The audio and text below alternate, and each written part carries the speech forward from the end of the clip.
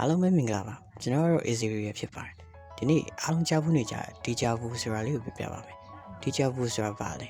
ဘာကြောင့်ဖြစ်တာလဲဖြေချကြရအောင်တင်ခုမှကြုံဖို့ရဲ့ဖြစ်ဖြစ်တွေ့ဖို့ရဲ့လူပြောဖို့ရဲ့စကားတစ်ခုခုကိုအရင်ကပြောခဲ့ဘူးသလိုတွေ့ကြုံခဲ့ဘူးသလိုခံစားရပါသလားဒီလိုထူးထူးဆန်းဆန်းခံစားရခြင်းဒီကြားဖို့လို့ခေါ်ပြီးတော့လူတော်တော်များများကြုံတွေ့ရလိမ့်ရှိပါတယ်အုံနောက်ကမှားယွင်းပြီးဖန်တီးလိုက်တဲ့မှတ်ဉာဏ်တွေကြောင့်ဒီလိုကြုံတွေ့ရတယ်လို့အရင်ကယူဆခဲ့ကြပါတယ်အင်္ဂလန်နိုင်ငံစိတ်အန်ဒရူးတက္ကသိုလ်ကပညာရှင်အခရာအိုခေါ်နာပြုလုပ်တဲ့လေ့လာသူသနာပြုလုပ်ရှာအသစ်က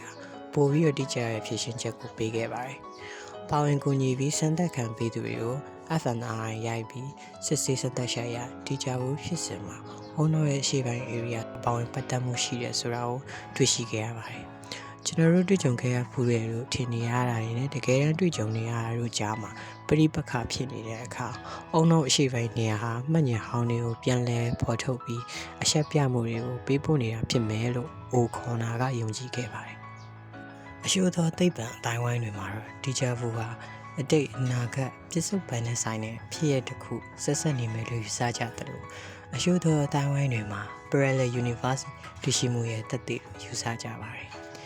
ဘာသာဟိအတိုင်းဝိုင်းတွေမှာဒီဂျာဗူဟာ astral projection လို့ခေါ်တဲ့ဝိညာဉ်လွန်ခြင်းရရှိတဲ့အတွေ့အကြုံတွေကိုပြန်မြင်ရတာလို့လည်းဆိုပါတယ်